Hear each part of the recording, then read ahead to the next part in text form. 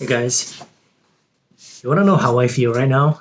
Just got back from office, and something happened today, and which is obviously from the title suggests on getting fired, meaning getting fired from company. You're letting go. You're being let go. Um, so past 3 weeks, I think 2 3 weekends ago, I watched multiple movies on Netflix. One was called Up in the Air, which is where George Clooney, as a protagonist, flying around the United States to fire people as an agent. Another movie that I watched was A Law Abiding Citizen, played by Gerald Butler. He got involved in um, homicide, murder of his wife and his kids, and his kid. And as he was an engineer, so he spent 10 years, next 10 years after his wife and kid killed. He spent next 10 years planning about how to flip this, like to take revenge against the lawyer who was supporting the actual criminal.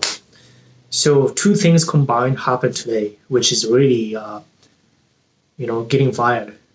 Not that I'm getting fired, but probably get fired. Probably maybe 10 years from now, 5 years from now, 15 years from now, I might I might experience that in the future. Um, if I'm on a contract or if I'm working with an American company, then sometimes notice period is like not even 2 weeks. Sometimes you let go on a day uh, in the United States, maybe because of downsizing, maybe because the position you're working at this company is no longer available from the Up in the Air, the movie. But anyways, I was talking to my coworker, and basically what happened is like I was talking to my one of my coworkers today, and after lunch, right, we were talking, and then talking about a lot of stuff like United States or blah blah blah, American welfare system, and like society as a whole is really messed up, blah blah blah. Nobody cares about other people. There's no respect whatsoever. And we're talking, right? And I came back lunch, and then my coworker went on to a meeting, and I came back from the meeting, and my coworker, tapped on my shoulder, saying like, "Oh, I'm not coming back." And I wasn't sure what that meant. That meant, but there was like a little like, you know, um, there was a little bit of a. I saw my coworker's eyes, and I realized something was going on, which was my interpretation of that. I'm not coming back. Is basically my coworker was let go. I'm not sure like being let go is a proper explanation of what the situation was because my coworker's on probation period, and I'll give you context. First, my coworker's on a probation period. Second of all, my company went through a hyper growth period for the past half a year. So it grew, let's say hypothetically, it grew like it recruited a lot of people. So there are like a lot of new headcounts. Maybe it grew by 150%. And then right now there's a hiring freeze, meaning that they stop hiring. And sometimes they hire too quickly, so they want to just reduce the headcount, or they want to like eliminate some like fat in business. So they let go of one person, of a recruiter company. He got let go. He was on a probation, but he got let go on the same day. So he got walked out from the office door. I didn't see it. I heard it from other coworker next day during the lunchtime. I was like, I didn't even notice it.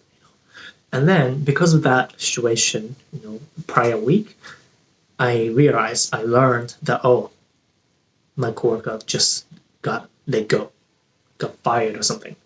Again, during the probation period, it is easier to either quit your job or company letting you go.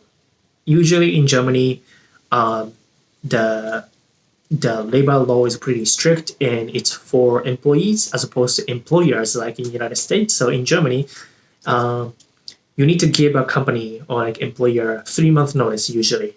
Whereas in Canada, you need to give them 2 weeks notice. United States probably 2 weeks as well.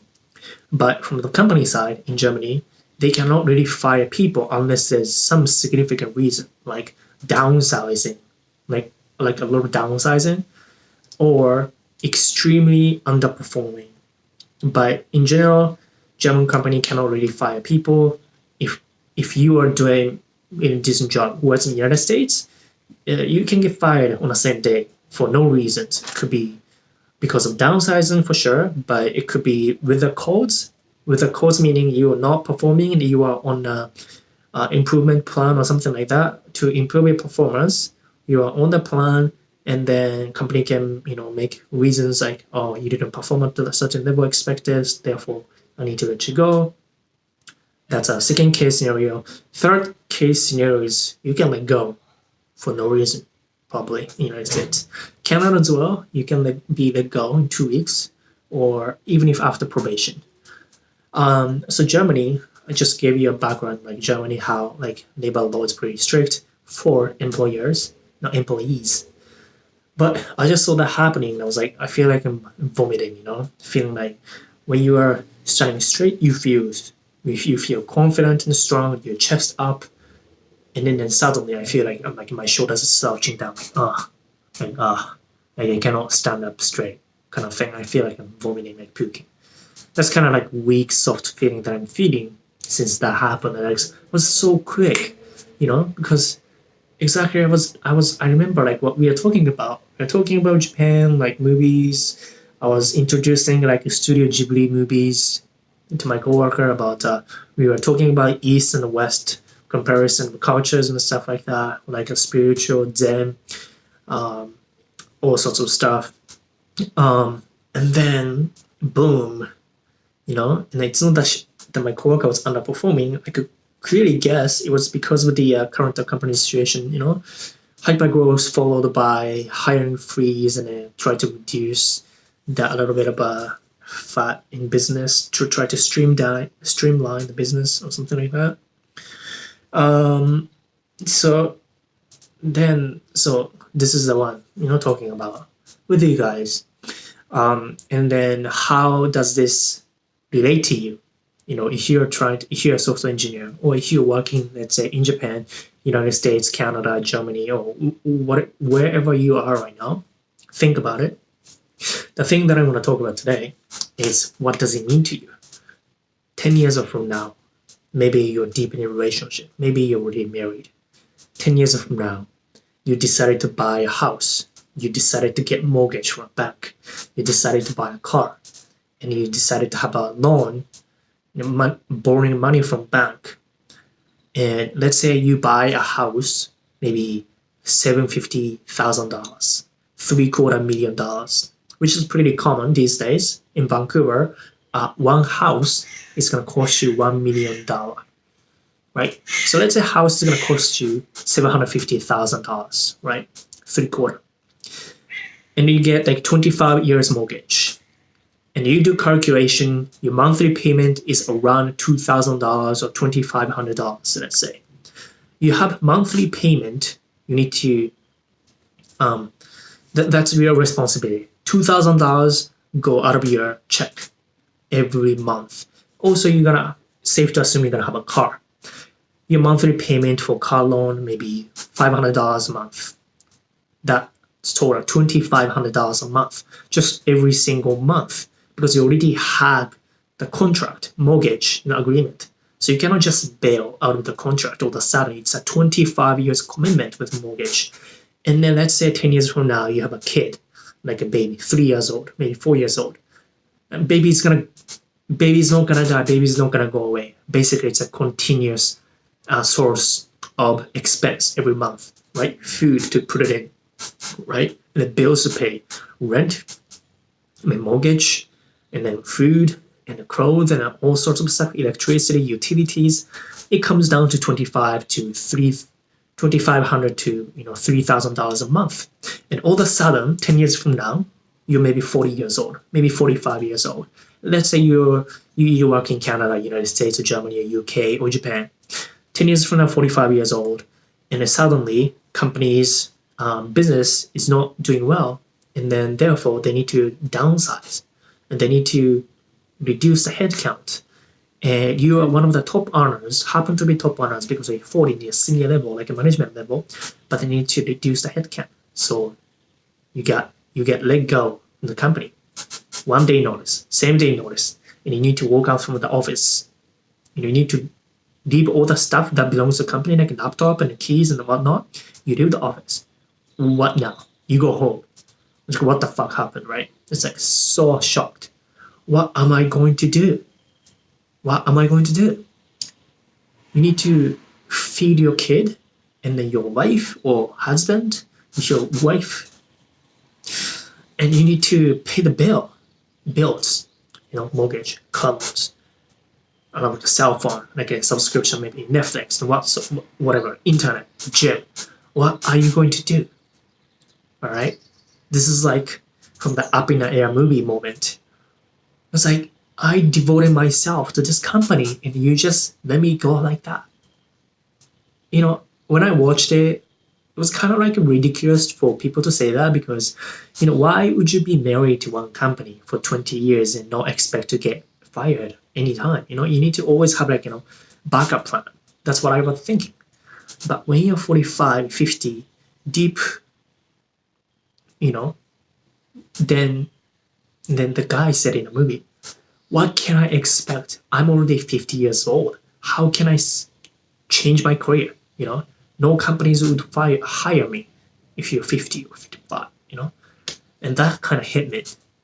And then given that your job happens to be not software engineer, which is one of the most high in demand jobs in the entire world, I would say number one, the highest demand job in the entire world right now, software engineer. So your values are pretty high. So most likely you can find a job if you're a software engineer. But let's say you're not even a software engineer. Let's say you're a lawyer. Or let's say you're an accountant. Let's say you are business sales guys or maybe recruiters. Then things get different and then go south. Because you know what? One company, maybe one or two recruiters, enough, right? So there are not many companies that recruiting for recruiters. One company, maybe one or two accountants. Even my company is sizable, 500 to 1,000 people. They're not like 50 accountants or finance guys. They're only like less than 10 people, like 5. So there are not many demands for those jobs. Luckily, if you're a software engineer, good for you. You're going to have a lot of job posting every single week. So you're not going to be as desperate as the other occupation. But let's say, you're not software engineer, you're like sales, you're like 40, 45, you have bills to pay, you get let go. But, your life, you need to keep moving on. But you feel like you just lost your job. What face are you going to turn up at home? In front of your face or to your wife or your kids. That's something that you will definitely face in the future, 5, 10 years, 15 years from now, especially in this age where all the other jobs are replaced by AI and machines and computers. Other repetitive jobs are being replaced. And I'm going to talk about how a lot of 10,000 plus jobs are now being replaced by those machines at the financial institutions like Japanese banks, German bank, like Deutsche Bank as well. They just announced 10,000 plus, I think. I don't know that exact number, but they're going away. So what are you going to do? It is too late to think about the situation 10 years from now or 20 years from now. Because what do you think? 10 years from now, you are deep in a mortgage and all that financial obligation, rent, car, like a marriage, a relationship, or kids, family. You have a lot of obligation and responsibility. You cannot just get out of that. You're tied by kind of like a spider web. If you try to move, you get tangled even more. So 10 years from now, stake is much higher. Risk is much higher for you to lose a job. because your payments bills coming up every single month. So what are you gonna do 10 years from now? You need to think about that. You need to think about what are you gonna do 20 years from now.